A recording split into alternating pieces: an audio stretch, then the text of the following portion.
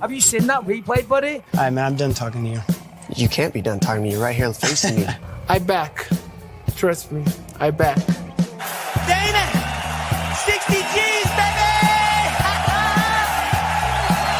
But I'm not impressed by your performance. It's normal. Come on, guys. It's normal. You'll do nothing. You'll do nothing. I'm the man of the hour, Joe. Too sweet to be sour. What you see is what you get, and what you don't is better yet. I'm the women's pick. I'm the men's regret. And if you win against Chael Sonnen, you made a bad bet. I don't have much left to say other than you have seen nothing yet.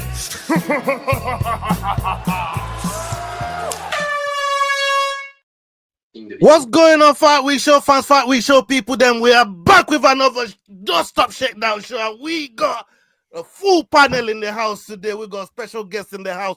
We got my bro Modestas, the Baltic Gladiator, Bukaskas in the house. How you doing, brother?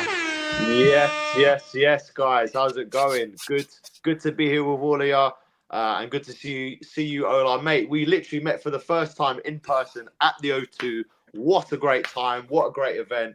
And yeah, happy to be here with you guys, man. Ready to chop it up. Ready to chop it up.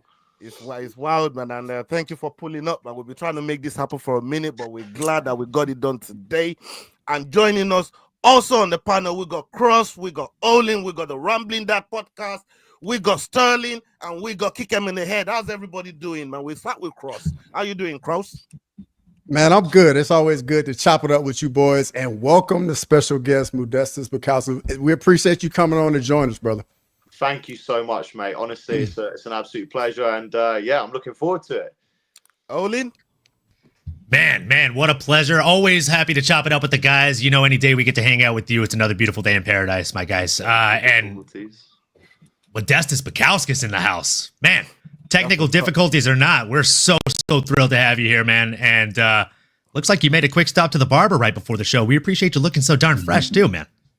Come on. What about you, Rambling Dad? How you doing, brother? I'm good, bro. Just enjoying my last few days off work before the girls get back, and I've got to get back to reality. You know what I mean? But we're getting there. Yeah, man. We know what that is, man. The man that's been moving from state to state, from county to county, from house to house. We got Sterling. Sterling, my brother. How you doing? I'm about to explode, son. We got Modestas in this bitch. Let's go. I'm pumped.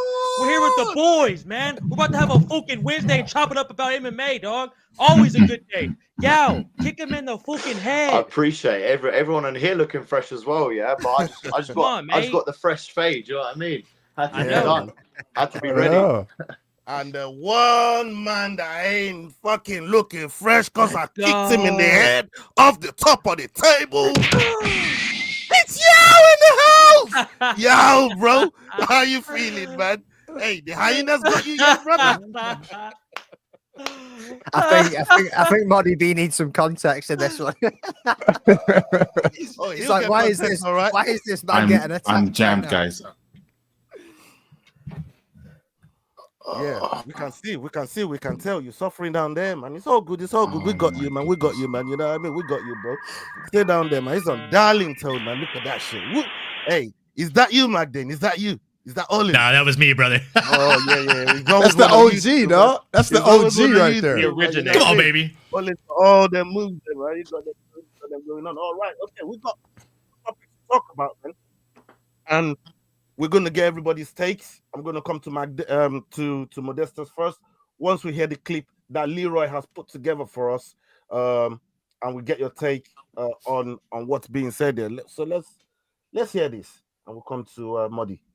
On a recent episode of the MM Arcade podcast, Robert Whittaker weighed in on Alexander Volkanovski ahead of his fight with Diego Lopez for the vacant 145 title. I'm super pumped. For this fight, but I think I have the same questions as everybody else. Let me clear straight away. I'm going for Volk. Okay? Same. Yeah. So everything is going to be coloured green and gold. All right.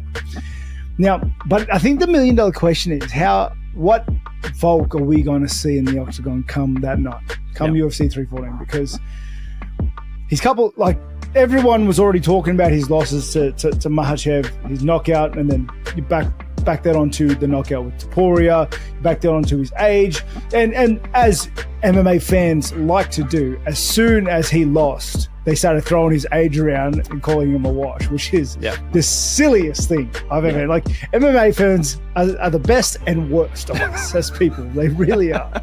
But truth is, he's been out for a while now.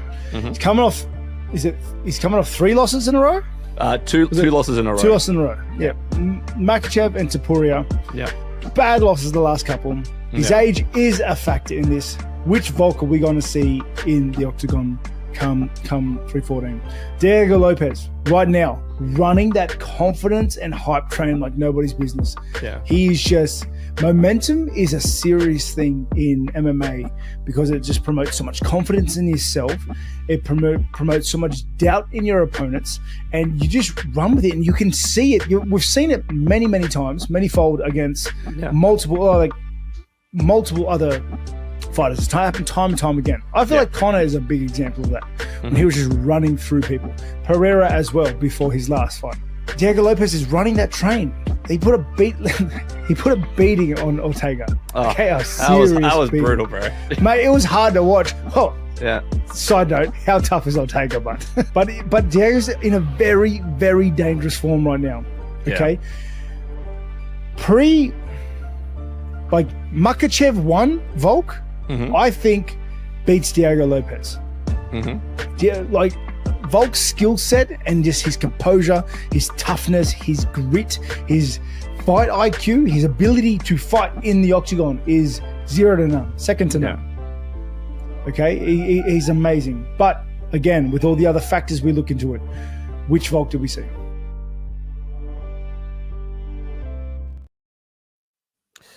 Okay, Modestas, I want to come to you specifically with a question on what we just heard Robert Whittaker talking about there in terms of Volk losing a couple of times the way he did, and people are now looking at him coming into this Diego Lopez fight, thinking, you know what, maybe he don't got it like that no more. But then people forget how good it was, how dominating it was when it was running the division. What's your take on all this situation here with the way Volk is obviously coming off couple losses and entering into a dangerous matchup like this with someone like Diego Lopez?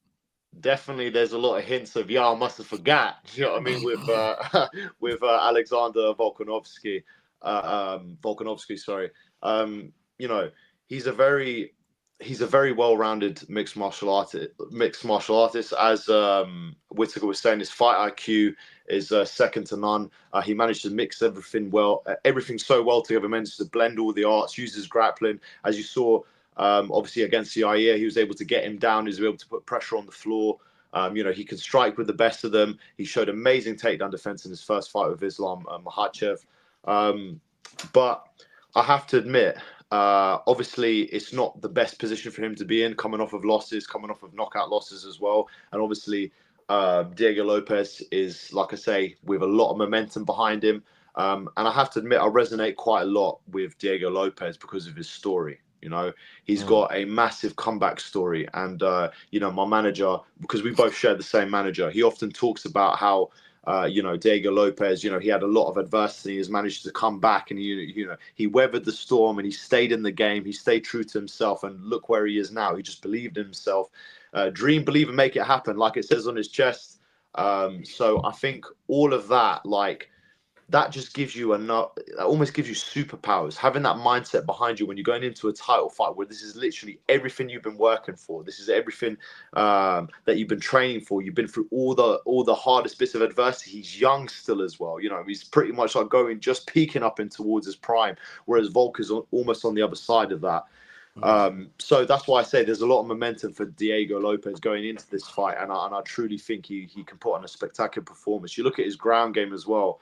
I mean, the way he's able to blend those submissions together and stuff like that, this is going to be a very tough test for Volkanovski. Like I say, we definitely can't, write Volkanovski off because he's a tremendous athlete. He's done so many things amazing in the game. Like I say, he's got amazing striking, amazing wrestling, great ground game. So I'm just looking forward to see the clash in the middle of the octagon because it's sort of there's a lot of motivation on Alex's side, where he's like, he needs to show people like, I'm here, I'm back, I am the great. You know what I mean? I'm still here, I'm still ready to take over the division. Whereas Diego is looking to be like, oh, well, I'm the next king. I'm ready to show everyone that I'm the man right now. So it's a massive clash, and I'm really looking forward to it. But like I say, you could say from both sides there's a lot of hype going into that fight, and it's just going to make it very interesting for the fans for sure. Yeah, big challenge there. Olin, let me come to you, Olin, on this same topic here. I mean, Bobby Knuckles was talking to fans as well, how fans can be good and also bad for the sport in how, and you know what, we've all been guilty of it every now and again with certain fighters and stuff like that. But from your standpoint, because you do have that little bit of bridge between, you know, standard fans and knowing some of the fighters that, you know, that you've had the privilege of being around, what's the balance scale on that tilt of how bad can fans be towards fighters and forgetting as well to what, you know, the achievement that they've done in the past? I mean, that's a great question. That's a kind of a great caveat of the overall purpose of the video, right? Like, fans can be the best thing in the world, or they can be the worst thing in the world. They can build you up, or they can break you down. And that's why so many celebrities tell you, don't read the comments, right? Don't listen to what the outside noise is bringing in. And this sport is the worst when it comes to the factor of it being, it's not about what you've done for me. It's about what you've done for me lately. Look at Tony Ferguson, right? He was on one of the longest fight streaks that we've ever seen in the UFC. And then he went on one of the longest loss streaks we've ever seen inside of the UFC. There's a large bracket of fans that just got into UFC and mixed martial arts as a whole when he was at the beginning of that loss streak. So for them, they never saw him in his prime. Like for my significant other, her first Anderson Silva fight was Anderson Silva versus Chris Weidman 1. She never saw Anderson Silva in his prime, so she doesn't know how good this man was. And she hears all these MMA purists and MMA like old schools like myself saying, oh no, you don't understand. Anderson's the man. You know, age just caught up to him, which age is the only fighter other than Khabib Nurmagomedov that will retire undefeated, right? Father Time is undefeated in this sport, and he always will be. So, I mean, he's absolutely right. Like, fans can be the worst thing in the world. I think there's a lot of toxicity in just fans having the ability to say things without getting checked online on the means of Twitter's, Instagram, YouTube, right? Like we've seen it in the comments. Yep. How often do you see some troll jumping in the comments when you're live and just talking trash to talk trash? Like, their whole purpose is to get a rise out of you. That's the end game for them.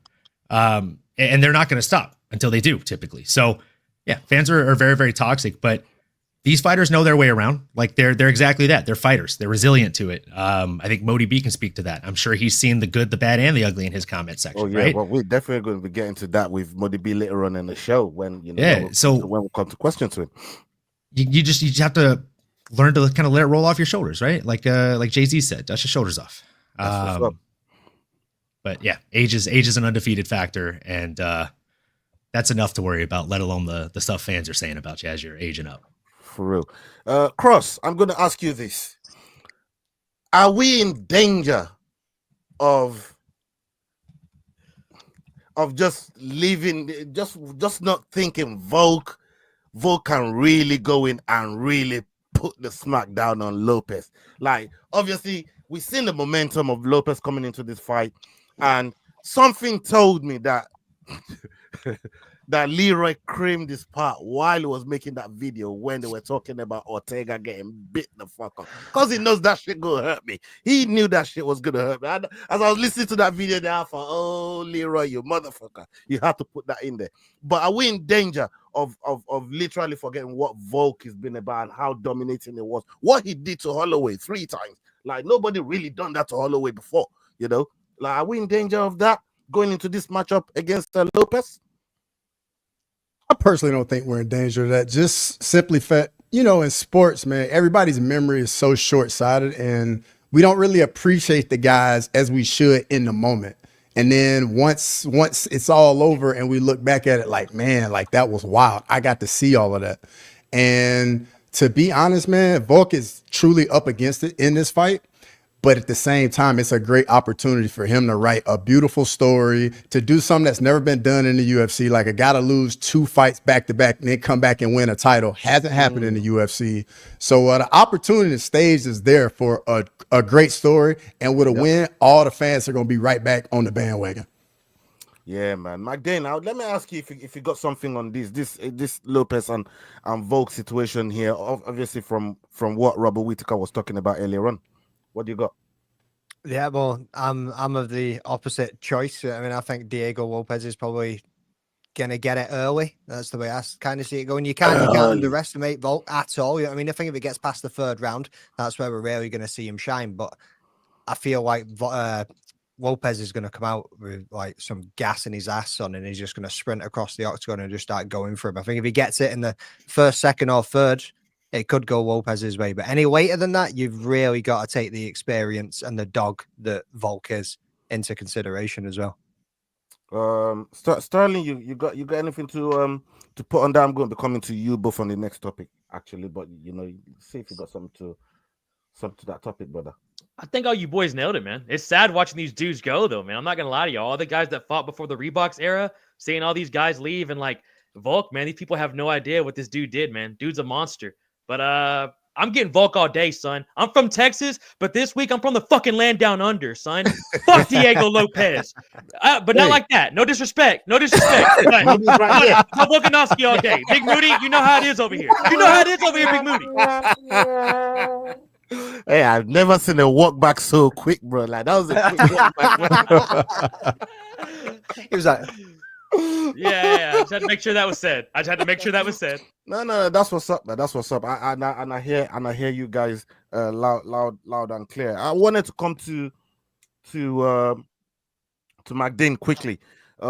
You were talking earlier on, because we saw your video. If anybody hasn't seen the video the rambling that put on his channel earlier on, he did some great work talking about the bantamweight division. So make sure you guys go over there and check it out. But one point that I did want to pick out from the video you made earlier on was obviously with Sean O'Malley getting back in there with Merab Dvalishvili, and there's certain people in the division obviously ain't happy about it. But from your standpoint, right? What's Sean going to do different? Because I heard something earlier on, which was also in your video, but from your point of view, what's Sean going to do different to get a result past Merab this time? And there's obviously people in the division that actually think they could do a much better job than what Sean O'Malley could bring to the table against somebody like Merab. Yeah, so that's someone being Corey Sandhagen, by the way. Yeah, well, that's what I was going to say. Corey Sandhagen, Petty Yan. I mean, they're 2 names that come to mind when you think of who else could have had that title shot. But when you look at Sean O'Malley, like he has got the star factor, he's got the flashy persona and the funky hair, like it says in that video. Yeah, I mean, so he brings the punters in, he puts bums in seats, as they like to say. I mean, he's the one who's going to be selling the ticket, so you can understand why he's getting the shot. But at the same time, it wasn't like he didn't defend his belt for a long period of time. You know what I mean? He had the one defense against Chito Vera, and then he lost against Merab. Some people would argue that he should be having another layup fight before he's going to get another title shot. Personally, I'm not overly fussed which way it goes. I'm still going to watch the fight. You know what I mean? I don't think he's undeserving, but I also think that other people could have got a title shot as well, to be honest. It's going to be interesting from a what's he going to do different perspective. I think he needs to push forward a lot quicker. I think he needs to close the distance rather than letting Merab close the distance on him. I feel like in that first fight, he was constantly thinking about the takedown. He was getting walked down, getting pushed up against the cage, and then getting taken down, and Merab doing Merab things. But they call him the machine for a reason. So it's going to be interesting to see how the second one plays out, what he learned from this first one and what he's going to implement in the second one.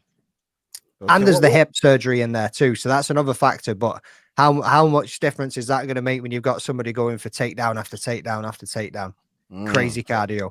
That's true. That's true. What about you, Sterling? I mean, looking at this same back that we're talking about with somebody like a Corey Sandhagen saying, "Listen, I think I'm a bit more qualified to get into this fight here with Merab." But Merab seems to like Sean. Obviously, there's, like McDane said earlier on, he's bringing eyeballs to the fight.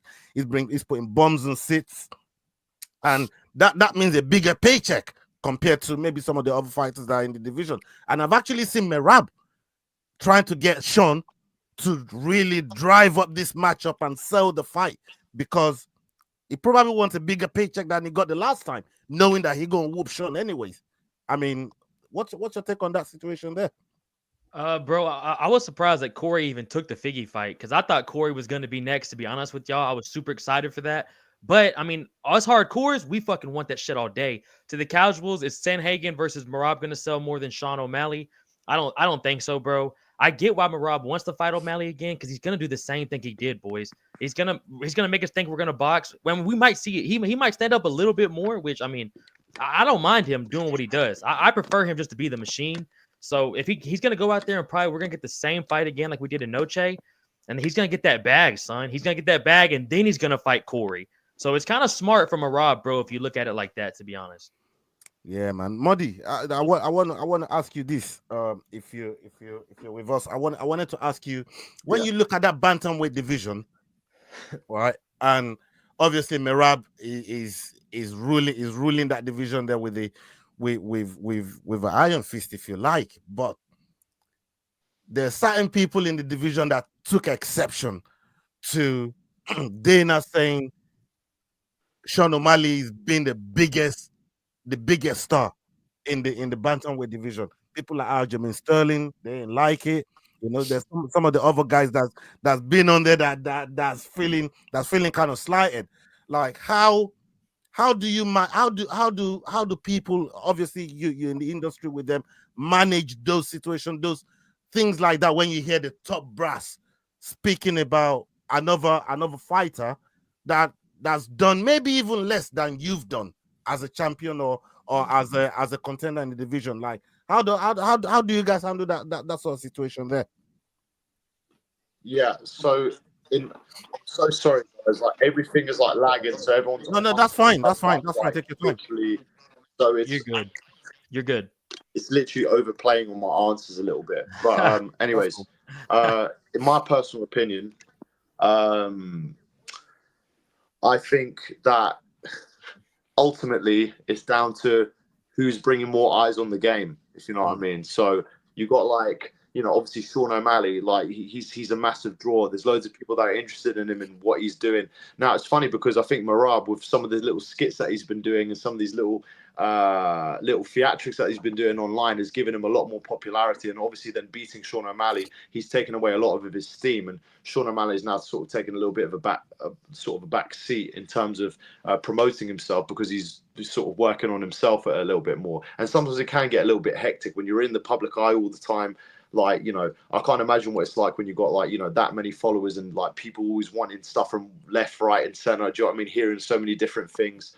But look, ultimately at the end of the day, it's who's putting asses in seats, who's selling tickets, who's bringing the attention, who's bringing all the vibe into the MMA community. And those are the people that are gonna sell the most. They're gonna be the ones who are bringing the biggest draw, and you know, those are the ones that are gonna get rewarded the most at the end of the day. So it's kind of like you gotta have a bit of everything. You gotta be a freaking next level crazy competitor, athlete, savage in the cage, but you've also got to be an entertainer. You've got to be able to market yourself. So, you know, obviously Sean O'Malley does really well with that. So that's why, you know, people are coming and paying attention to him the same way that Conor McGregor did it in his whole career. So realistically, I mean, there's nothing wrong in what Dana's saying about all that, you know, because ultimately, as much as doing everything in the cage, you've got to be able to somehow market yourself. And it doesn't matter. Like, everyone's got their own different flavor to it. Do you know what I'm saying? Like, Khamzat Chimaev has got his own little flavor, but he's very popular. You know, like Robert Whittaker is more of the sort of the nice guy role, and people like that. So it just depends from which angle you're going. And yeah, ultimately it comes down to that. And obviously Sean O'Malley has done an excellent job of you know, bringing the MMA fan base and community behind him, just because of his personality and the way that he is. And, you know, fair play to him. But this is how the game goes, unfortunately. You know, you've got to be a savage in the cage, but you also got to be a savage out the cage. Yeah, man. I mean, that begs the next question, Muddy. Like, when are you gonna call Brazil a shithole like some of these other fighters? I don't know if I'll ever ever go that far, to be honest with you. But I think the best way to sort of approach this game is just be authentic, just be honest, just be who you are. Do you know what I mean? At the end of the day, there's a lot of people that get caught up in, I need to be a certain way or act this way and blah, blah, blah. And ultimately, you just got to come down and just be who you are. And if people gravitate towards you, they gravitate towards you. And I think people like seeing authenticity. You know, people like seeing people just being who they are, and people just naturally gravitate towards those people. And of course, there's got to be a bit of entertainment, but then that's just you being honest. Do you know what I mean? I feel like sometimes it's like, oh, you don't want to say this or you don't want to say that. That's not you being honest to yourself. And the only way that you can be honest to yourself is just by saying exactly how you feel. And that's the best way to do it in this game. We've only got a short space of time to do as much as we can in the sport. So ultimately, yeah, you have to really just let it all out, just embrace the madness, and just be exactly who you are. Like, don't change anything for anyone. And yeah, people will gravitate naturally towards you being authentic. And like guys like Alex Pereira doesn't have to say much, but then when he goes out and performs and he's how he is, and you know, he's got that charmer energy and stuff like this. Do you know what I mean? So yeah, that's sort of my take on that. Yeah, man, I hear you still. I hear you. I mean, talking about, you know, people that feel that Pereira energy and that Sharma energy, we come to kick him in the head because he ain't said a word. This evening since he got here, man. You know what I mean? I didn't even say hello. He ain't said a word. The internet fucking with you today, man. I get it, bro. You know what I mean? We all get them days. But I want to ask you this, Keith. There's a thing here with Patricio Pitbull, obviously coming into the fight against Yair Rodriguez, but there's a lot of people there that's thinking maybe the mileage that is racked up might not do him justice coming into the UFC and fighting UFC caliber fighters. We've seen, you know, how Dana is towards, you know, fighters coming into the UFC and him not thinking they are of that UFC quality. We started with Torres Finney. You know how many times that guy had to whoop some ass to get a contract from Dana. So Pitbull coming into the UFC and facing someone like a Yair Rodriguez straight off the back. They're saying the mileage on the clock might have been too much, and yeah, maybe Yair Rodriguez is going to style on him. What's your take on that whole situation? Yeah. Look, we can't disagree with the mileage being too much. I mean, he's 36-7. That's over 40 fights, 40 professional fights. That's a lot of fights. So, you know, just simply from that perspective, he has taken a lot of damage over the years. Fortunately, he's not the highest weight class, so you don't take too much damage. It's not too many knockouts. But Yair comes with a lot of power. How do I see this going? Will Dana be right? I think Yair might find Pitbull a bit tough. He's a very tricky character. Yair tends to lose his focus sometimes, going for spectacular kicks or something that, you know, is going to be good with the crowd. And I think that's what might have Pitbull get the edge and win this fight. But will Dana be right? Look, he was right by Torres Finney. We saw that fight. It was kind of boring, honestly. I mean, he threw the record least number of significant strikes in a middleweight bout. So, I mean, Dana was clearly right there. So will he be right about Patricio? I don't think he won't be wrong, but to what level is the question? Okay, and shout out Big Moody. Thank you. Good to meet you on Fight Week Show. Very good to meet you too, brother. Yeah, man. That's Yao from Kick Him in the Head podcast over there in South Africa. Him and Dricos Duplessis, they're good buddies, man. You know what I mean? Love that. He's always over there in their gym, you know what I mean, doing some work with them and stuff. So, yeah, man, big up Yao for pulling up. Cross, I also want to come to you and ask you, you know, what your take is on Patricio, you know, stepping in there with somebody like a Yair Rodriguez, if it might be too much. You know, we see certain fighters come from different promotions and they look like fish out of water. Some people, they left, they come back and they don't look out of place. You know, people like Muddy over here, right? They come, they go, and it's like they never left. But then you see certain fighters come from other promotions and it's like deer in the headlights moment sometimes. And you just know the golfing quality is so glaring for everyone to see. Do you think that will be the case here with Patricio Pitbull? I don't think that's going to be the case at all. I mean, 8 of his last 10 fights were title fights. This guy has been in big fights. I don't think the lights are going to be too bright, but it will be Miami. Yair Rodriguez is going to be in there with that exciting fight style. And I think it's actually a good matchup for him because he's going to be fighting such an explosive, exciting fighter. And if he goes out there and gets it done, he gets a little bit of that rub. And now more UFC fans are familiar with Patricio Pitbull. Yeah, I mean, look, talking about Pitbull and Pico, I want to come to you, Olin, on this one, and McDane, if I may. But I'll come to you first, Olin. Like, Aaron Pico signing to, getting signed to the UFC as well, and there's rumors and rumblings of Evloev, taking on the welcoming Aaron Pico into the promotion. I mean, this is another gem in my eyes, that's being brought into the UFC in Aaron Pico. What's your whole take? And do you like the Evloev matchup? And if you don't, what do you think is probably more suitable to welcome Aaron Pico into the UFC? Yeah. First things first, I gotta say, Pitbull being added to the UFC roster is just an absolute godsend. I think this dude is the truth. It took all of 61 seconds to knock out Michael Chandler back in 2019 when Chandler was far more in his prime. Think about that. 61 seconds, brother. Like he's a real problem. And people think of wrestling when they think of him. What people fail to realize, and Modi B can speak to this, like the folks that are really efficient wrestlers, once they learn striking, they have unorthodox power in those strikes. It is weird.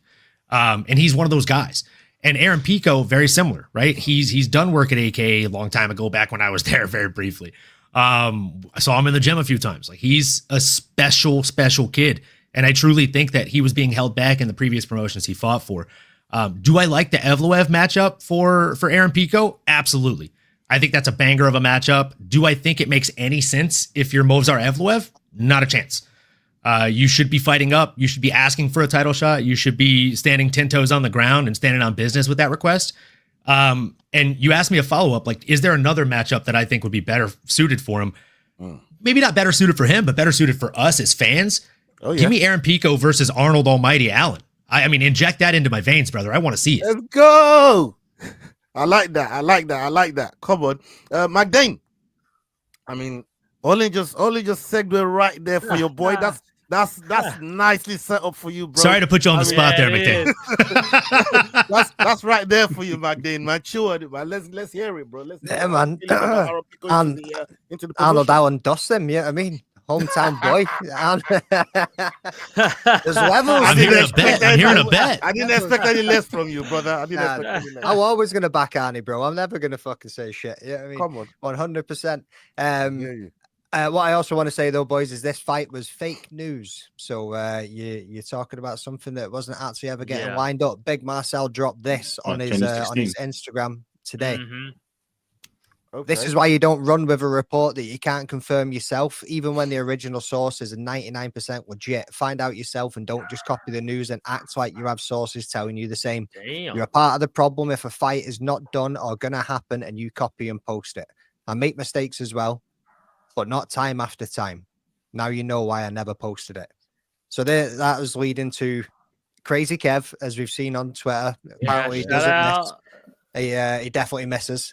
And that was a response to him from Big Marcel, basically saying, like, stop going to people. Yao be calling up with some fucking fake news all the time. Yeah, from 2016. Yeah, I mean, so he's basically going to people, hearing about fight news, and then releasing it, which, as we've seen multiple times, like, one, it's out of order. It's not your business to share. Two, how many fights have fallen out because of it being leaked early when it shouldn't have been. Like, when it's still in the middle of negotiations, they don't really know that it's fully signed and it's not actually on the card yet. You know what I mean? Like, there's so many accounts of that. Yeah, I mean, what do you? I mean, obviously, the one thing we do know is he's going to be getting signed to the promotion. But who do you think is good enough to welcome him, but not too much of being good enough to just whitewash him? And you know what I mean? Like, we still want to see a good fight, even though he's going to be getting welcome into the. Cause I think that's probably one of the toughest part of being a matchmaker. Like, you got to get that balance right. But who comes to mind for you? Like, Arnold Allen is a shout. Yeah, I mean that would be a striking matchup that you'd want to see. So yeah, a Yaya Rodriguez, you know what I mean? Can't complain with that. That would be an Yeah. interesting matchup too. Was it you, S-Dogs, that said it? Calvin, Cater?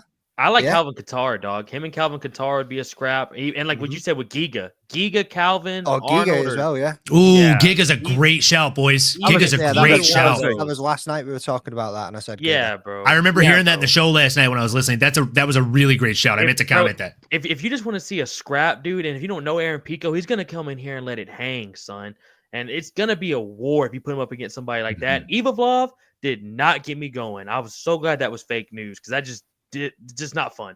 I think what they're doing with Patricio and Yair is perfect. So like, give him something like that. Yeah, that's what's up. Okay, we've got another video here from Leroy that we are going to touch on, and I'm going to be coming to Sterling first for your take on that. Let's hear what Leroy has put together here for us. Paddy Pimblett is confident he will beat Michael Chandler inside of 3 rounds. During a fighter interview with the UFC, Paddy had some fight week heat to share. I mean, what's the point of being nervous when you know you're gonna win? That's the way I look at things. I'm a lot stronger now. I've been doing my weights program specifically all the way through without a camp, so I feel very strong now. He's not gonna try, well, unless he loses his marbles and tries to take me down. I don't think he's gonna take me down. I think he knows I outmatch him on the floor. He thinks because he's fought Poirier and Charles and Gaethje, he doesn't get knocked out by them, that he won't get knocked out by me. They stood there and tried to brawl with him, and I come in with a game plan. I come in to do certain things in fights, and that's what I'll do to Chandler, and I really can't see myself knocking him out. I know his fight IQ isn't the best, and we've game planned for this fight.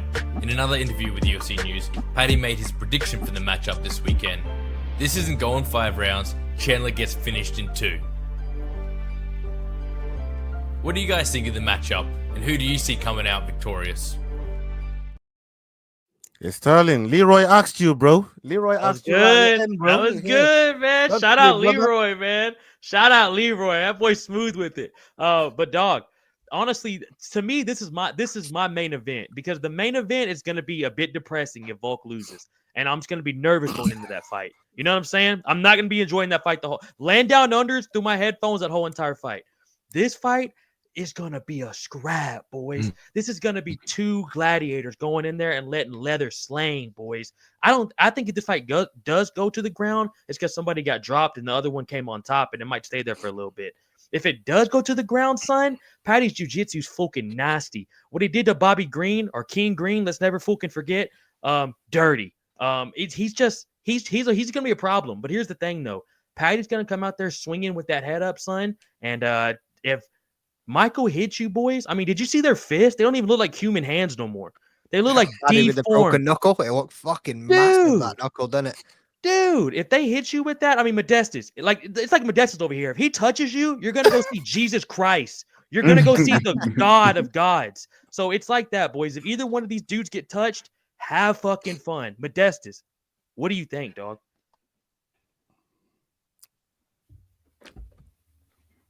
Bit behind. You them, but I don't think he can hear you, Sterling. I don't think he can either, but you know what I'm saying. So Ola, you toss it over to him, son. Ola's got to do it. No, he's heard it now. He's heard it now. Yeah, what you say, Muddy? The boys are asking you about that. You know about that fight with Paddy and Chandler. Coming into this. Yeah, I think Paddy gets it done, man. I'm quite confident in that actually. Just if you look at like even like the size difference, like you got the height difference, you got the range difference. Like Paddy, although as you've seen in some of his fights, he likes to keep his chin up high. I mean, if you saw in the Bobby fight, he was able to keep things at range. So, like Chandler needs to get in. He needs to duck and weave and get in close to be able to land his most powerful shots. And Paddy's been doing really well in his most recent fights of keeping it at range, using the low kicks. Do you know what I mean? Using the jab. And listen, as he's mentioned, take him down and see what happens. Do you know what I mean? Take him down and see and see what you can do on top with. And Chandler in his fights has seemed to leave openings against guys who've got good jiu-jitsu. So if it did end up going to the floor, I think Paddy would just be able to literally it'll be like a fish out of water on the ground, because I know Paddy's ground game is of the next level. You know what I mean? The only way I see Chandler really winning this fight is if he lands some sort of looping shot whilst he's coming in and blitzing. You know what I mean? Big overhand right. You know what I mean? He smacks one of those on the chin, and then it's not a good day. But if Paddy can implement his game plan, keep it at range, keep it with a long jab, stiff jab, low kicks, and stuff like this, I think he would handily win this fight. Even though Chandler is an amazing athlete, I respect him so much. He's done so much in the sport, but I think, like I say, skill for skill, Paddy, just in my eyes, I just don't see any route to victory other than that big overhands by Chandler. You know what I mean? So yeah, that's my opinion, anyways. I mean, Olin, you just that big overhand, right? But what if? I mean, it's not like Chandler don't have grappling though, bro. Like, it's not like he can. This ain't the same Chandler that choked out Eddie Alvarez, brother. Hold on. Let me play the devil's advocate here, son. Lay it on him. It's not like Chandler don't, have that side of the fight as well. He can't get down. He can play dirty. We've heard from people like Poirier talk about how dirty Chandler is down. Don't start that conversation. That's why I'm coming to you. That's why I brought the Poirier. Don't start that conversation with the Dustin Poirier fan in the house, bro. Don't do that. That's why I brought it to you, brother. Talk to us, man. Talk to us. I want to hear this. I mean, you're making great points, right? Like it's not like he's a new guy in mixed martial arts. Like, he's been here for a very long time. He does have grappling, but there's different types of grappling, just like we can say there are different types of striking, right? There are karate strikers, there are taekwondo, there's Muay Thai, there's point style fighters, right? His style of grappling is very wrestle heavy. It's very wrestle pure. And the person he's going in there against is someone who realistically started training grappling for MMA purposes. It has a very heavy Brazilian jiu-jitsu style to it. But if you ask me to classify the style of grappling that Paddy brings to the table, I would tell you it's mixed martial arts grappling. He has chain wrestling. He has Brazilian jiu-jitsu. He has wrestling negation skills. So again, I think Modi B said it. Like, if you shoot a takedown and you're Michael Chandler, good luck. You're gonna find out, bro. I hope you're back to lunch. Paddy, I think, will catch him in a guillotine so quick if Chandler shoots for a takedown the way that he did against Dustin Poirier. I love Dustin Poirier. He's my favorite fighter of all time. But the guy has attempted a ghillie in like at least 1 out of every 2 fights, and he's never successfully gotten one. Oh, by the way, he also submitted Michael Chandler. If he's able to do that, what do you think Paddy's going to do to him? Someone who not only submits people, but makes him look pretty funny. He makes him look pretty silly while he's doing it. Big King Green fan. Did you see the way he trapped that kid's arm while he was submitting him? That's not normal, bro. That is high-level, sophisticated grappling. And I think if Chandler shoots on him, he's going to get a hefty lesson in that high-level grappling. And let's not forget, boys. Let's not forget, Paddy. Most his wins are by subs. I mean, that's what I'm saying. People think of his hands, but he's literally he is a crafty, savvy veteran on the ground. He is leaps and bounds above the age in which he represents inside of that octagon when it comes to the grappling factor. He's nasty, dude. I can't believe how nasty he is on the ground. Is he a black belt? Yeah. Yeah, he's a black belt. Dude. Like, bro, yeah. Paddy's he's a baddie when it comes to that stuff, man. You know what I mean? He goes by the name and represents it. You know what I mean? The one thing that I keep saying, and obviously it's probably why they keep putting all these strikers, on his way. And the matchup that I've been waiting on is probably going to happen because they're now in the same division. They're on the same trajectory, and there's a time that they might meet up. I'm talking about Ilya and Paddy Cross, right? Ilya been calling out Paddy for a long time. Hand sanitizer, boy. Why did you sound Irish? He's been calling him out for a minute, and we know he wants that fight just to prove a point, right? Because Paddy be talking about Scousers don't get knocked out, you know what I mean? But Ilya wants to test it. Ilya wants to put that to the test. Now, talk to me, Cross. How do you see that fight happening if eventually they get them? Like I said, they're on the same trajectory. It's kind of like how I felt about Hamza and Shafkat, but eventually, Hamza had to move out of the 170 division and went to 185. But I felt like they were keeping them apart for that big fight when they eventually meet up at the top. So I think that's the same case here for Paddy and Ilya. But just hypothetical, humorous. If what happens if that fight gets put together? Make a pick. So I'm gonna remind everybody, like, we all saw the Paddy versus Jared Gordon fight and how many times he was getting caught clean on the chin. You can't play that game with Ilya Topuria, and I think Ilya Topuria would send Paddy to the land of wind and ghosts. But unfortunately, I don't even think he's gonna get the chance, because I really think we're gonna get some deja vu with Michael Chandler, Dan Hooker, right straight to the body, left hook over the top, clip him on the chin. Good night, Irene. Raw. Okay, you took it somewhere else, I like bro. I wasn't expecting that. You got something on that, Yao? Like you scratching your chin, bro. You scratching your chin, Yao. You got something else on that, brother? No, he just went to Friday's show to try and convince us. That's why I'm scratching my chin. That's the only reason I'm scratching my chin. I'm like, you're not gonna get me, not today. Hey, you heard it here first, y'all. You heard it here first. Y'all got that PTSD, bro. You got that PTSD. I know what's happening there, y'all, but I hear you. I feel you. We are 45 minutes in. Muddy, I want to thank you for your time. Thank you to the panel as well for what they've been doing so far. Big up to everybody that's locked in right now. Nearly 100 of you watching us live. Salute to every single one of you. Please, I want you to do us the honor of following everybody on the platform. Modestas Bukowska, make sure you follow him on all socials. We got Crossover MMA. We got MMA Normally. We got the Rambling Dad podcast. We've got SDAWGS MMA Talk, and we got Kick Him in the Head, Keith, and of course the Fight Week show. Make sure that you're following every single body on the platform. Right. Before we go to the final video that Leroy got for us, I wanted to ask. I did put a question down here, and this one here I'm going to come to the Rambling Dad on. Paddy made a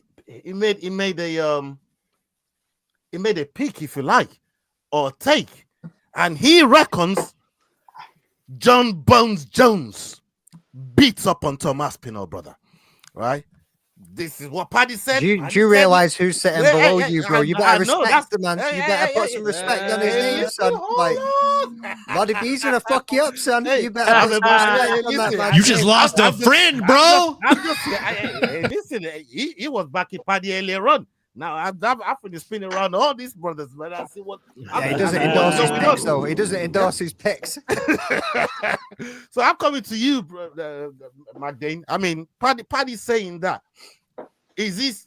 I mean, number one, why do you think he'd say something like that? Because I thought maybe there was a little bit of a, camaraderie that'll be going on with, with our English fighters. But it looks like Paddy said, no, fuck everybody. You know what I mean? I'm going with Jones. Like, what's that about?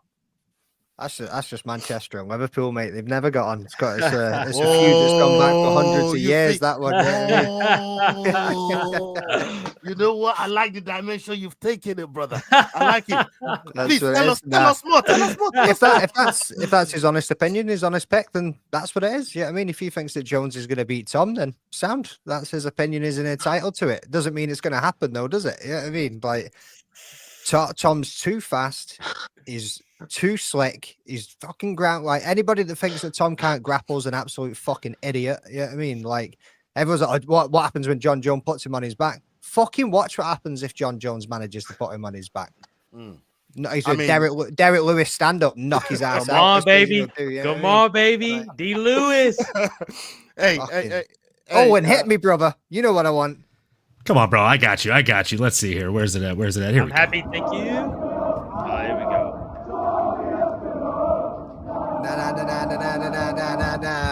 Tommy Aspinall. Tommy Aspinall. Okay. All right. Shut that shit down. You're outnumbered, Ola.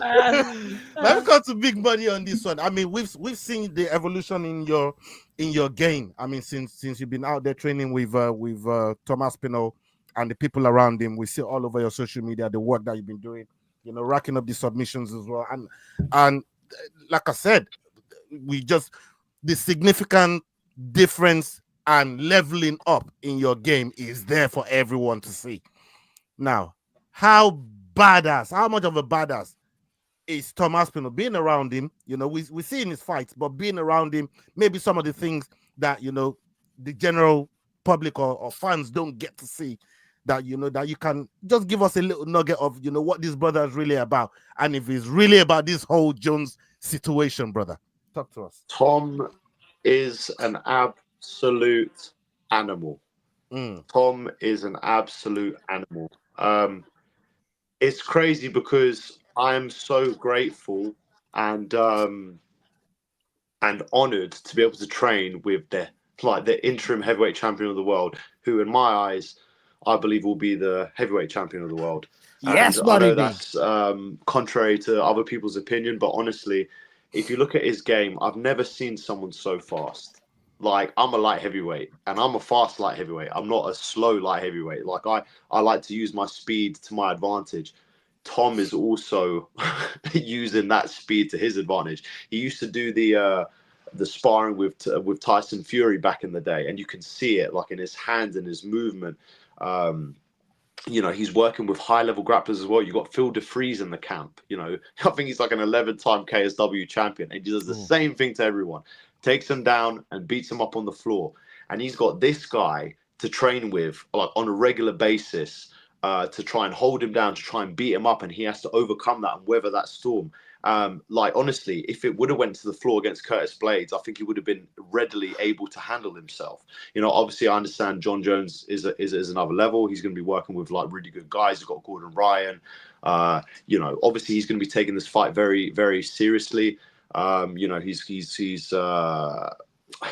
He's very versatile. He adapts on the fly very well. So obviously, this is something that when it gets to the fight, obviously we got to see how. We've got to see how Tom's gonna be able to do that in the fight. But honestly, if you look at his speed, his tenacity, the way that he is able to cut distance and range, like you see Jones get caught whenever he's like sort of backing up, and then Tom's able to get like this fast flurry of shots, and he's able to like just get that distance management. Like when I'm sparring with him as well, I can see it. Like the distance management that he gets is unlike any other fighter that I've seen. He'll make you think that you're out here, but in reality, he's here. Do you know what I mean? So it's like, it's a completely different level. And, obviously my boy, Tom, not only is he a great guy, a great dad, a great human being, but he's a great athlete. He's very dedicated to his cause. He's literally living, breathing, being the best athlete in the world. He's not doing anything else outside of that. So he's going to come in with a very strong mindset, because I think mindset is another big part of the game. Do you know what I mean? Like, how are you going in there into the fight? Like, how are you preparing yourself? How are you, like, if you've done everything that you possibly can, you've been doing it for ages, then there's no way you can't bring on your best performance. So Jones is going to be a very difficult task, but I do believe Tom can get it done. I mean, you said a lot there in terms of Jones being a very, very difficult task, but you believe Tom gets it done. I mean, Sterling, I want your take on this whole situation here. Obviously, Paddy, like I said, talking about the camaraderie. There's so many. How do I frame this? So many places. Right, you look at where these geographic places where these fighters are from, and they don't want to say something bad about each other. Maybe sometimes don't even want to fight each other, right? But Paddy here, obviously siding with Jones, it's not really, and the same thing with Americans, if you like y'all don't give enough. I mean, you lot don't give a fuck, you know what I mean? You say how you feel, and you pick who you want to pick. All that freedom of speech, First Amendment, nobody be trying to infringe on that, right? So tell me, I mean, do you think Paddy is right here to go against the grain and pick against his countryman in what he's saying, in Tom? But everybody's perception as well is that Jones don't want this smoke with Tom. He's ducking from Tom because he knows Tom's gonna do him over, and he just wants that big payday, right? before calling it quits. Like, what's your take on these things, Sterling? Well, you know, Cross's take, my take, but we want to hear yours. Dog, very, very, very rarely do me and Cross rock with the same pick here, but I'm 100% with my dude. And hey, and as a fellow American who never picks Americans, you know what I'm saying? So, like, if Cross is over here with John Jones, I got to go with John. But to Moody's point here, bro, Tom is going to be the hardest dude I think John Jones is like to fight.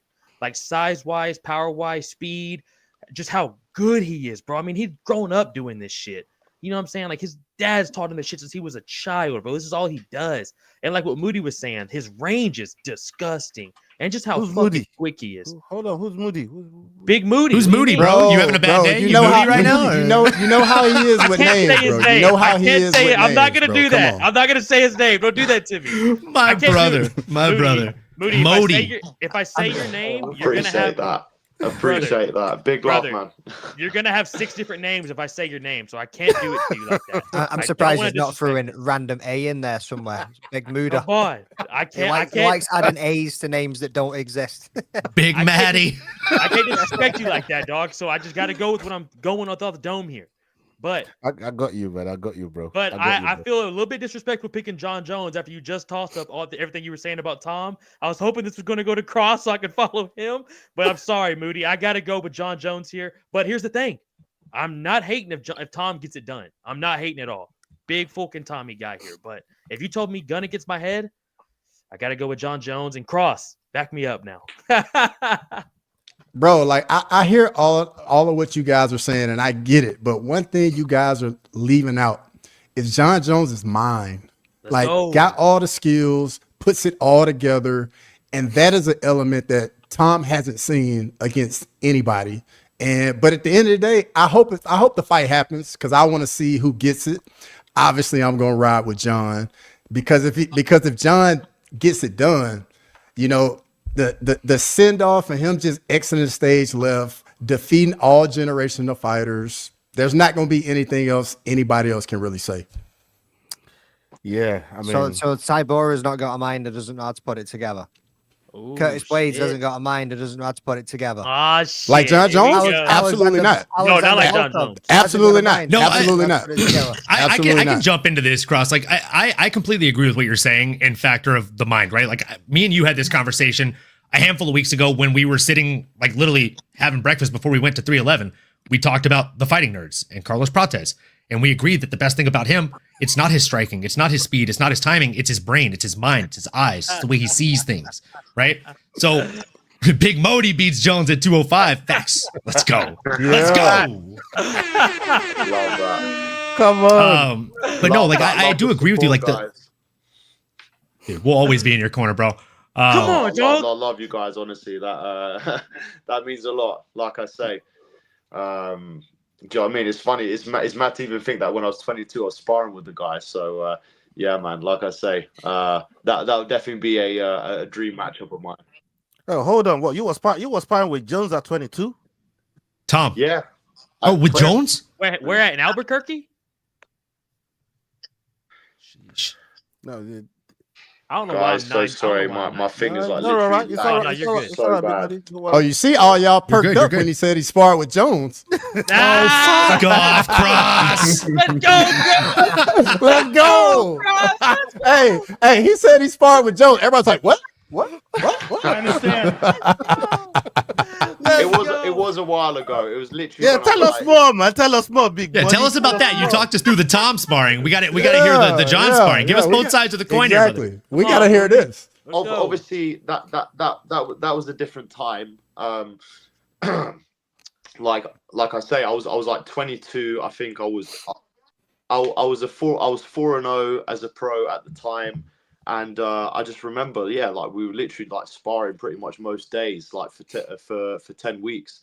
And I will say that his wrestling was on another level. Like when it came to wrestling, he was throwing me about all over the place. But like I say, I mean, you know, he's the greatest of all time. And you know what I mean? When you're facing that guy, yes, in Albuquerque, yeah, that's right, yeah. And yeah, man, like I would say like I say, in the striking exchanges, I definitely held my own. Do you know what I mean?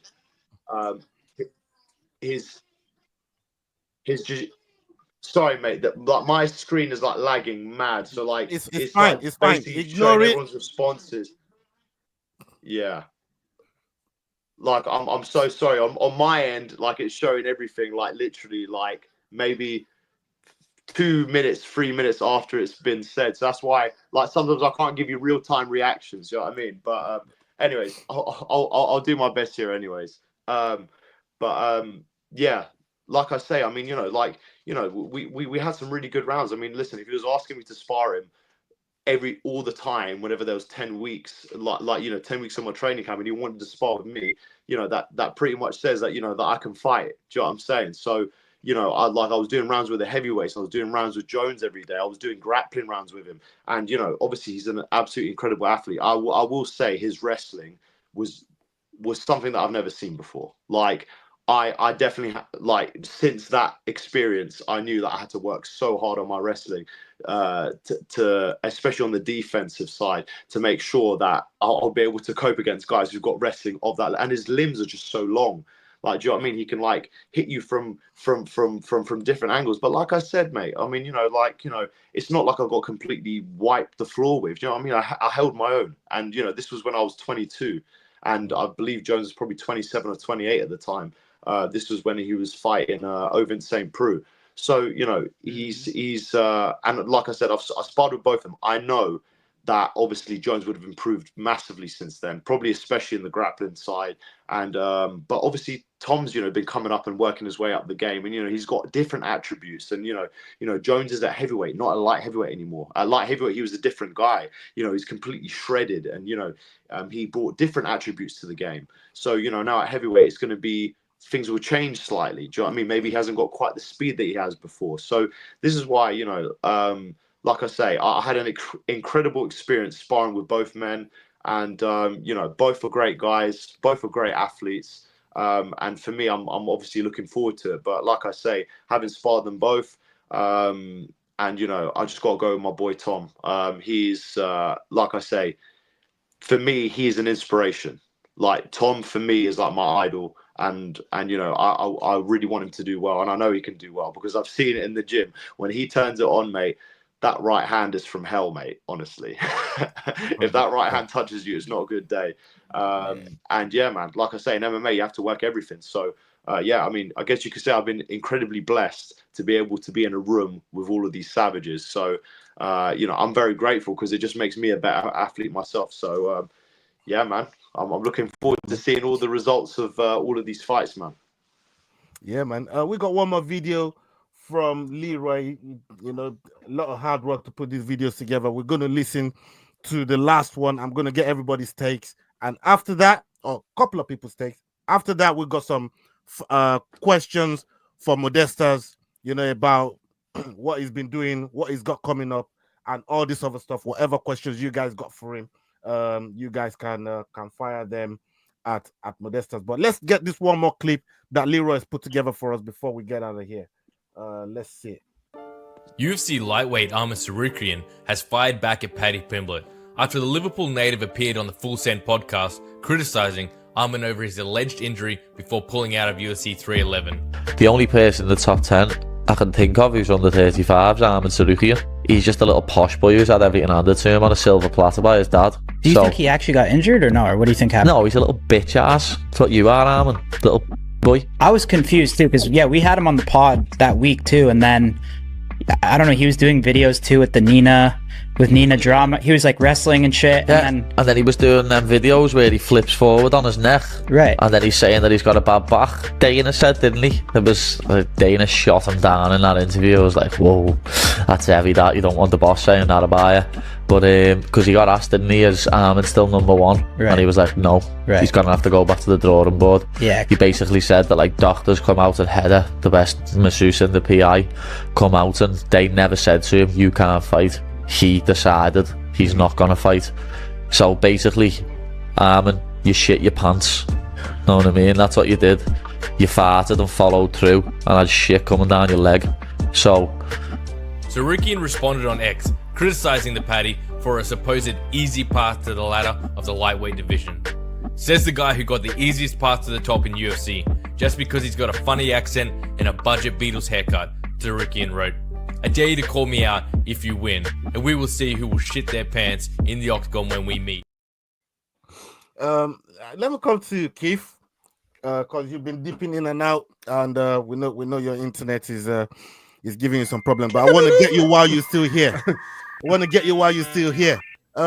do you make of that whole situation there with Armen Tsarukyan and Paddy? And Paddy obviously speaking to it on what Dana said, because at the time as well, I thought the way Dana was talking about it, he wasn't too happy with Armen Tsarukyan, and he thinks Armen Tsarukyan actually ducked the thing rather than not being able to fight. And now, weeks later, months later, we're now kind of getting some clarity to maybe Armen might not be as injured as it was claiming to be. Like what does this do for Armen? What does this do for Armen? And even if Armen and say Paddy get into it, how do you think that pans out? Talk to me. So, it's tricky to say that someone that's at the top of their game about to fight for a title would duck it by saying they have a sore back. It's not something I think someone like him would do. But with that said, we've had fighters that fight through other crazy injuries. We've had Ricketts whose nose wasn't working and he broke his toe and all kinds of things.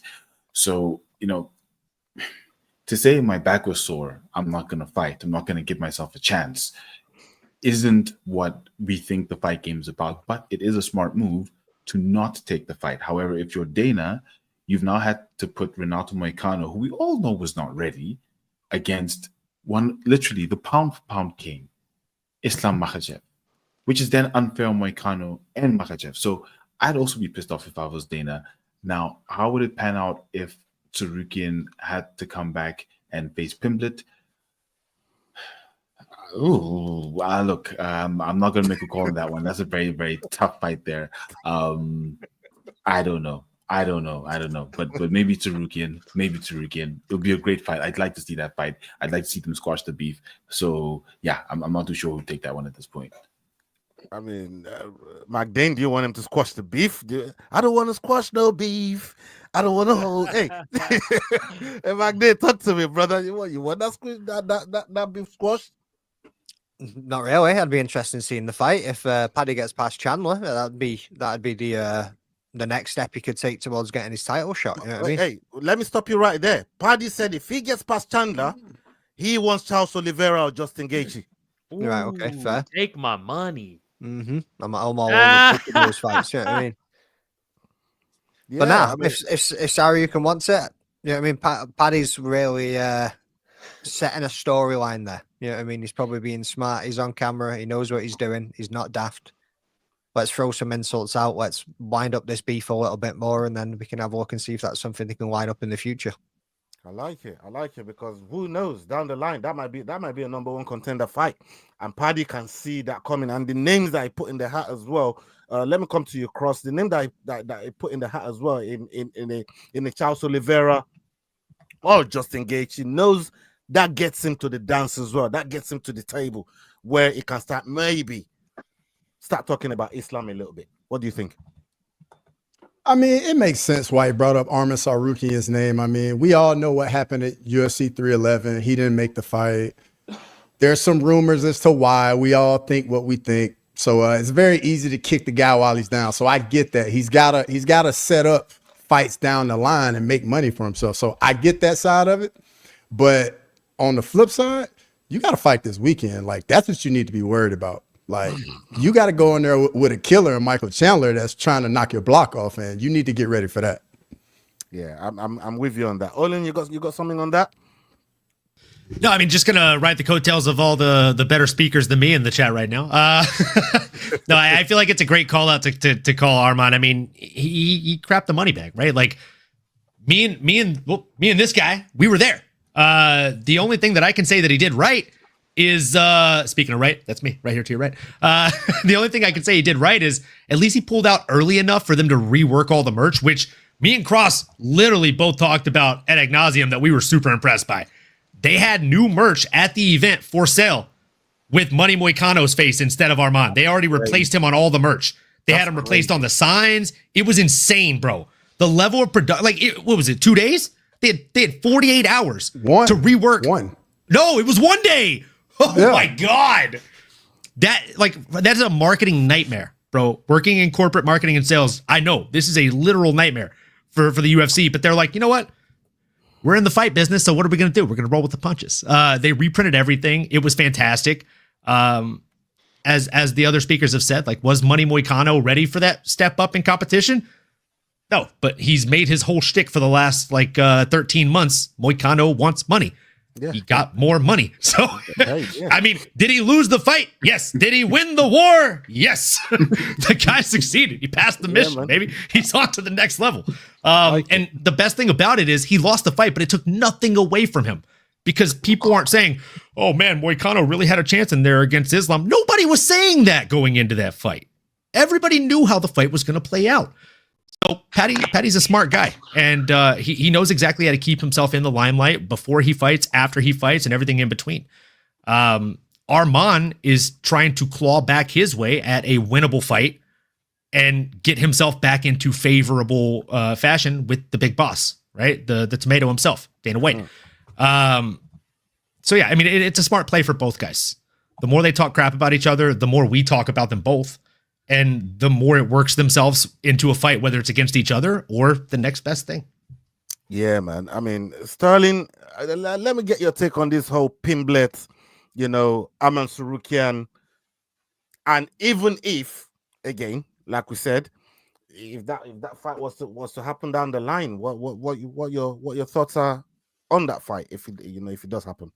I'm with Paddy. Knowing what both of the skill sets are. Sorry.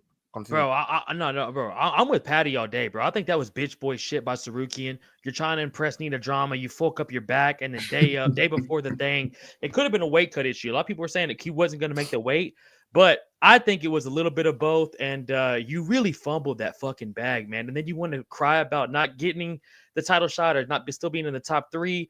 Fucking mind blowing to me. I think Paddy fucks him up. I'll be real honest with you. I think Paddy goes there and handles him. The only Armen Tsarukyan fight I've ever been impressed with is him and Gamrot. Besides that, his fights suck. It might just be me. I get it. He's a boring ass dude. He's got that Torres Finney vibe to me. Besides that one fight where Monteus Gamrot made him stand up and actually get active. What are you about to say, McDane? Oh my bad. I thought you say something. But yeah, no, that's it, bro. I mean, that's what I think. I think if they did fight, I think Paddy handles them up. It's not going to be an easy fight for fucking sure. I hope they give him, he needs to get somebody down. I think he needs to be out of the top 10. I think that was some bitch boy shit. I think you need to be out of the top 10. You need to fight a couple guys now for you even get a big name, in my opinion. Okay. Just got a message here from Big Muddy. Salute to Big Muddy for his time. Is that too deep?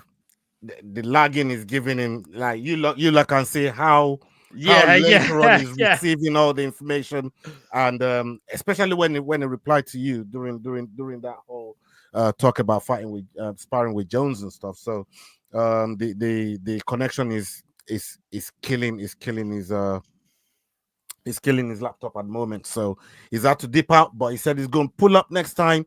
We're going to rearrange this where he's going to be able to answer all of your questions, because he did know you guys had some questions for him. And you guys already know him now. He's met you guys. You can always reach out to him. And he said he's happy to do one-on-one interviews as well with you guys. So just so you know, he's a stand-up guy. And yeah, man, salute to Big Muddy. We appreciate your time. We appreciate everything that, coming into the podcast. We appreciate it. So thank you so much for sharing your time with us. And yeah, we'll be getting you back next time. But we have a 3-14 card on our hands. And before we get out of here, I just want to see which fight is really is gotten your attention that you're really looking forward to see. Let's start with McDane. Let's start with McDane over here, and I'll work my way around. Let's see what McDane is saying. Which fight you're really looking forward to seeing? UFC 314 being a pay-per-view? Yeah. The people pay pay-per-view. The people pay, the people pay. The people pay because the people want to say, because I know the people pay. The people working a lot. You need the respect for the people. The people pay, working a lot and pay pay-per-view. Hey, the people pay. Oh, you gotta love it. That's You what gotta it's love about. it. The people pay for the pay-per-view. Respect, man. Favorite fight on the card, boys. Let me have a quick look at that card. You know what I mean? I don't want to fucking throw it. I mean, Bro, this card's solid. Yeah, look, I'm gonna stop. I'm gonna stop. Bro, this card's solid. I'm looking through it right now, and like I'm gonna start, and I'm telling you right now, I'm looking forward to that Dan Ige show. I knew he was about to say that. I've literally just That's a firefight, son. That's a firefight. Built motherfucker. I need Dan Ige to get at that boy and do something bad to him, man. Hey. You know what I mean? Hey, come on. I'm looking forward to that. That's the fight that I want to see. I'm really looking forward to that. Hey, I'm just praying for a good fight between Bryce Mitchell and John Silva, pun intended. Bryce Mitchell all day. Hey, you know what? Ola, I'm with you, dog. If we're gonna go early prelims, Darren Elkins, Juicy J, take my money. Juicy J, if you would bet money on Juicy J every time he's an underdog, you would be up so much fucking money right now, kids. That's gonna be a scrap. That's gonna what be you got, my game? You found one yet? Or should we Oh yeah, bro. Yeah, I mean, you've Go also ahead. got a line up there with big fucking Jim fucking Miller and Chase Hooper. Yeah. Chase Hooper, yes. That's The dream. Real quick, McDane. That's a good one. That's a good one. Chase the Dream Hang on. Hooper. Great. Hang on that Yep. point by McDane there. How about all the old dogs and young lions in this matchup on this card? That was I think pretty the old I got lions the are most- about to roar, baby. I got the think most the slept favorite- on fight on the card, though. The think most the- slept yeah. on fight card. Nikita Krylov, Dominic Dominic Reyes. Reyes. Most Dominic slept on Reyes. fight on the card. It's time, baby. It's time for Dominic Reyes to continue that rise. Oh, I hope so. I hope so. Yao, you got You and me both, brother. Oh, yeah. You and me both. But Look, I'm all up in the Chase Hooper. Sterling. Oh, go on. Chase Hooper, Jim Miller, Bryce Mitchell, John Silver. Those two fights, those are the two I'm looking forward to the most. Yes. Yeah, man. I just quickly want Sterling to go to the card and then go to like the feature prelim Nah, I don't know and if y'all just want tell me me to his do all favorite that, fight from the man. feature prelim. Hey, he's looking forward to How that. bad is it? Oh, come on, bro. Why would you do that to him, bro? He's looking forward to that. Yeah, shout out I was literally like, is that the SD fight? Yeah, it's fucking the dick, bro. fight. Bro, I knew exactly where he was going. So predictable. Hey, can I just tell you one of the craziest like moments I've had as a fight fan, like being in a live fight, was the Mikhail Oleksiejczuk fight against Kevin Holland. When he dropped Kevin Holland, we were 5 rows away from the cage, and my feet vibrated from how hard Kevin hit the mat. That's crazy. Brother, that was and he won that fight. That was the craziest thing about it. When he hit the mat, I was like, oh, he just died. One thing, He won. one thing I can promise Yao and Sterling is the Yan Xiaonan fight and Nah, fight. don't do it. Money. Don't you do It's it. gonna be better than Nah, power slap, bro. don't you do that. Hey, that's gonna be way better than Power Slap. That dude, that's Yeah, a don't let him great do that. fight. Bro, it's a And that number fight one is- contender that fight, is- Sterling. I was gonna say that fight is riddled with implications, bro. Hey, It's hey, got I'll title be- shot written all over I'll it. be real with y'all. Zhao Nang, or And whatever you say it, she's a beast. Yan Xiaonan? She's a beast. Jambadam, jambadam, bambadam. I'm going for that one. Took her Hey, dirt. hey, you know what? You know what I think is super interesting that none of us said Yair Pitbull. I think that's wild that none of us are even like. We're all just like, yeah, I'll watch it. Because it's 50-50, bro. It's got 50% chance to be really great and 50% chance to be really boring. It could suck. Like It there's could a suck. high percentage chance, in my opinion, that Patricio Pitbull just goes out there and puts it on Yair Rodriguez and grapples him. And if you like scrambles, if you like exchanges, you will be entertained. If you started watching MMA in the last 3 to 5 years, maybe it's a good time to go get a beer and do a couple shots with the boys. I don't know. Yeah, I'm not. But it's a bit. I'm not gonna lie to y'all though. Is there one more before you wrap it up, Ola? Is there one guy y'all want to see? Like, I Ola's want to see hungry, Johnny bro. He's Eblen. needing his I know dinner. he's starving right now. But before you end it, is there any like I want to see Johnny Eblen? Is there anybody else y'all want to see in the UFC since they're signing these guys like Pico and Pitbull? Can I mention one more fight that nobody's talking about all week? Fuck That I my think is questions, going to but be yeah, a let's sleeper. go back to the fucking No. card. Right Go ahead. before we move on to the next question, because I know you have a great question. It's gonna take over here. Sumu Derji versus Mitch Raposo is gonna end up being a fun ride for as long as it lasts.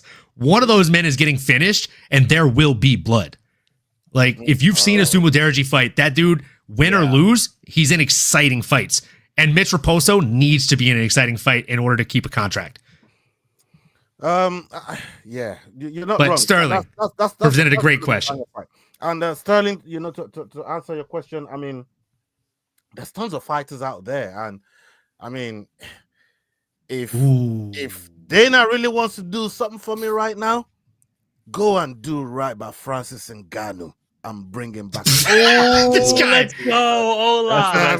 Let's go, do right Ola. by Francis That's a great response, but that's like the only one that's never going to happen. Go and do right by him. Who knows? I mean, Francis Ain't gonna happen. Maybe if Dana leaves the org, maybe that's a stipulation. Exactly. Hunter will about to say sign the him. same thing. Exactly about. the Sorry, same McDade. Yeah.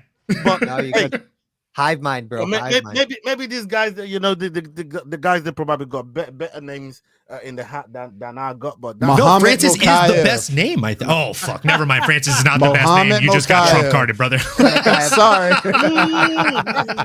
That's hilarious. Sorry, I was really thinking that you would hit the hammer on the head there, but then this guy came in. You know how long I've been waiting for this? I'm about to make a name for myself here. Ross was waiting all show for that one. Yeah, that one chambered. Makayev was a clean one. No, Makayev is a good one, man. You got something, Keith? CM Punk. Yeah. It's going back to 2016. Ronda Rousey. Yeah. Look, John Cena. The one name I wanted in has just come over. Chanel Dyer just signed with the UFC. I was looking forward to seeing her across, and she's already across. So Chanel Dyer for me. But other than that, another name, Dakota Tcheva. She's also seemingly on her way coming over. It's mostly the women. Seeing Chris Cyborg back, I'd love to see Chris Cyborg back. I think the women's Ngannou, that probably ain't gonna happen either. Oh, Ngannou was, when you asked the question at first, that's the first name I said is Ngannou. Let's get him back. Let's be like, look, guys, man, like the WWE used to do it back in the day when they had like, Raw SmackDown reunion, blah blah blah. Let's get it. Let's go. Let's bring him back. Let's make it a show. That's all I'm saying. Yeah. Why not? There's one more name that hasn't been mentioned. Usman Nurmagomedov. Okay, all right. There's two names that hadn't been mentioned. I had that one in the back pocket just because I knew you were about to come in here with the Nurmagomedov glazing. Yeah, but hey, I mean, I what I'm getting is that you guys love the dudes. What about Dakota Tcheva? Yao just said it. I mean, Dakota Tcheva. I know, like, yeah. Tcheva. What, like? Two people out of all of us on that train though? Come on, bro. I feel like that should have been the first name mentioned. No. So from the PFL, here's a third one because I was about to say it if Yao didn't. Yeah, I mean, so and then Yao came out with it afterwards. There's more. Now and the Dakota name, and those two are tip on tongue as well. Dakota and Usman, I think, aside from Francis, are probably the two best ones. Yeah, man. Hey. But McDane, you got a third name? I was about to say McDane. What's your third? You got me on the edge of my seat. Yeah, I'm dying to hear it now. And I never said I had a third one. Not on me think. Mate. I don't think I did. Did I? Mate, you said you had a third one. You did. You literally just said there's a third. Cedric Doumbé. That's another one. Oh, Cedric Doumbé would be a fucking. The walkout with. He's the one that walked out with the mattress, right? Yeah. Yep. That was nasty work, bro. Cedric Doumbé would be nasty. He walked out with a mattress with like his opponent's name written on it in black paint. Like that was nasty work. Hey, Black Diamond. Let's get Black Diamond in the UFC. Jason baby. Jackson. Jason Jackson would be a fun shout, Cross. Yeah, Jason Jackson. I don't know if you guys like you are degenerates like me, like you like watching the sparring footage and all that shit. Go and look up Jason Jackson versus Luke Rockhold sparring footage. That is such fun sparring footage, bro. Some degenerate bucks blood, like my fucking shit transcends being degenerate, man. Like, no, brother, no, we're ace degenerates, bro. Like Johnny Lawrence. And then bring Rod Tang and Superlek over here too. Bring them okay, over brother. He said who would be fun to see in the UFC. We're not trying to see the first death in the UFC, bro. You don't want to bring Rod Tang over here. All of that. Come on. I'm here for it. As a Muay Thai guy, I'm Rod Tang all day. I'm here for it. Haggerty too. Get Haggerty in the Come on, bro. Let's one championship. Let's release some boys. If Haggerty comes though, we'd have to do mixed rules fights. Like it'd have to be like one round of Muay Thai. Yeah, man. Same with Bro, Rod. just give him all strikers, all Yeah, all striker strikers. matchups. Just get him all strikers, dog. Yeah, all strikers. What weight class? What weight class is he in again? He's low, like 125, 135. Atom weight. Atom weight. Yeah. I think Haggerty's like bantamweight, and I think Super Lick and Rotang are like 125, maybe. Yeah, 125. Yeah, they're small guys. We need like a featherweight. We need like a featherweight Muay Thai legend from one or somewhere like that to come in here against like the Carlos Prateses of the world. Do y'all think those would be fun fights? Do y'all think Mike Perry would ever come back to the UFC? Yes. Oh, 100%. Really? No. He said he's making too much I don't money. think so. I think he'd come back to the UFC. Hey, shit talks, money walks. Let me tell you, I think if they offered him a big paycheck, hey, that's a good shout by Lane with Patchy Mix. Really good shout by Lane. Really good shout. But he's on his way in. They're talking to him. That's why I think people are actually talking to Patchy. He's been asking for his release, right, y'all? Yeah. Didn't he date? What's her name that just fought? Tatiana Suarez? Yes, Tatiana Suarez. Okay. They're the MMA power couple. Said Mason Jones, but they've just re-signed him. We're just waiting on a fucking bout. You know what I mean? Hey, listen, I'm gonna wrap up the show, but before I do that, before I get out of here, and I know you guys want to go, but before we get out of here, I want to give a quick shout out to our boy Adrian Sanchez that's gonna be fighting. He's gonna be fighting. Let's go, Rayo! Let's go! He's already made the fight. He's making the fucking weight. He's making the walk. He's doing everything he can to get the victory. Shout out to our boy Adrian Sanchez. We're rocking with you. We're supporting you, my bro, and we hope you get the job done. We can't wait to have you back on the show. And next week we're going to be bringing on Big Shad, Blambi Usua is going to be pulling up as well. He's going to be telling us all about his preparation going into the upcoming bout that he's got for the title. So keep your eye out for that. We definitely going to be back here for prediction show this Friday. Make sure you stay tuned. Yao is going to be trying to reclaim his spot, but he's around. That's making sure that doesn't happen. The one thing I'll say is... Hold on, Yao. Hold on, Yao. Yeah, I got only 1 point behind me. He's right. Shut your fucking mouth. You'll do nothing. You'll do fucking nothing. Now, what are you I'll going to do do? nothing but climb out back here. to the top of the table. I'll do nothing but climb back to the top of the table. Surprise, Just surprise, watch the this. king is back. Oh, just watch Surprise. Hey, listen, I told you I was gonna rule this shit for a whole week, and I think I'm close to doing that. Ain't nobody goes. You will. He will rule it for a whole week, just until Saturday, folks. And he can talk all that trash. But for me, I train, I eat, and I sleep. And then I take back over this competition. Let's go. Yeah, I mean, I know you guys. You all feel like, you know what I mean, you got responsibility to get that spot. I am very feel. But you are coming to eat at my table, bro. You know what I mean? And it's why I gave you invited to the table. Anyways, a point at the end of the show right now. Damn. Hey, you know this guy. Hey, Sterling, they hating, man. They hating. Hey, they know I'm a dumbass. Hey, Sterling, they know I'm a dumbass. I'm all the way up there on the table, man. It's an elephant on the top of the table. Who the fuck is that guy? They know I'm a dumbass. I'm all the way up there, Sterling. They can't cope with it, Sterling. They can't deal with it, man. They can't cope with it. Here's the thing. Listen, I'm gonna be honest with you. I'm kind of retarded. Look at McDane, dude. That dude going crazy. Oh shit. Anyways, people, I'm hungry. We're about to get the hell out of here. Salute to every single one of you that's been. Don't be rude. Make sure you It's all fucking fake following news. every single body on this panel.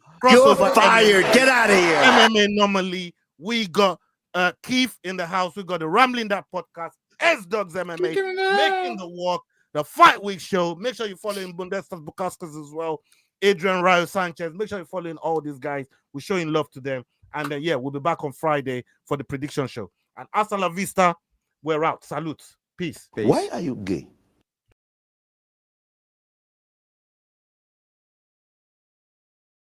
Hey guys, this is John Anik from the UFC. You're watching the Fight Week Show. Please subscribe. Not now, but right now. Subscribe to the Fight Week Show. We'll see you guys on the road soon.